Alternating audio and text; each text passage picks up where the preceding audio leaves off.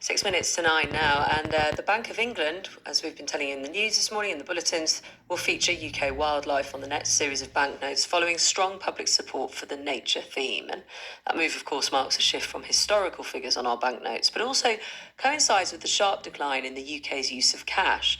Only around 12% of payments were made with cash in 2023. More and more shops are also going cashless. But are we there yet? A cashless society? Andrew Goodacre, Chief Executive of the British Independent Retailers Association, is joining us now, and so is Yael Selfin, Vice Chair and Chief Economist at KPMG. Morning to you both. Andrew, if I may start with you, we've mentioned that change around the banknotes and the look of them, but the use of them is also what we're being asked to consider at the moment. Yes, there's definitely a decline in the use of cash. We've seen that accelerate with the COVID crisis, when cash became something that people avoided using for fear of infection. But I think we should be very nervous, and certainly our members, independent retailers, are nervous about moving to a cashless society. There's still a demand for cash from vulnerable members of society, older people, and some people can't access credit cards or debit cards. So I don't think we're ready for a cashless society yet, and we should be managing any plan to do so. Yael? Well, I think it has advantages in the sense that you are likely to avoid some fraud and also prevent or shrink the size of the black economy. So that has fairly significant advantages. And also it provides quite a lot of valuable data on consumers' preferences and shopping habits that can be used in research as well as to shape government policy. And then when you look at the cost element, we are expecting the cost of handling cash to remain significant, especially also for the small retailers, whereas the cost of credit cards is going down. On that cost point, Andrew, what do your members say? The cost of using cards, taking cards, processing card payments is not going down. It only ever goes up. It's a bit of a duopoly between Visa and MasterCard as the card providers. And then there's any number of companies that will help retailers process those payments. And inevitably, those costs are increasing. They've done nothing but increase over the years because of limited competition.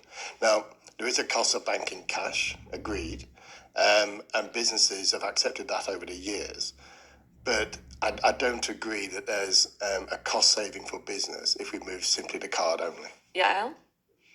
Well, I think there will be some increased competition as we're looking at fintech, we're looking at new entrants to the market. So I think generally we should be expecting the cost for to retailers to go down. But one of the key things that we still also need to think about is the regulatory framework and making sure that the regulatory environment is there to protect the customer.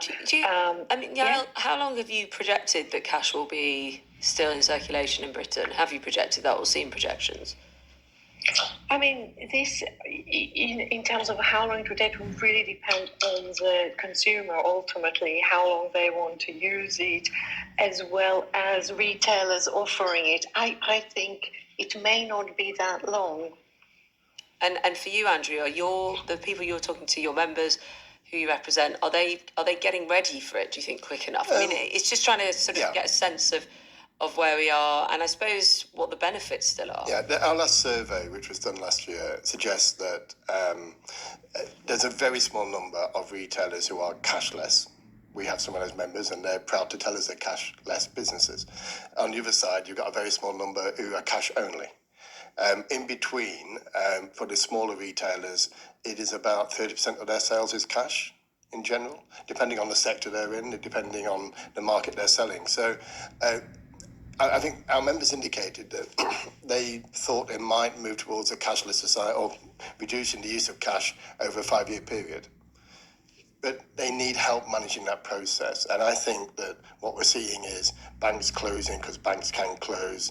We're seeing other changes that are forcing card transactions onto customers, onto shops.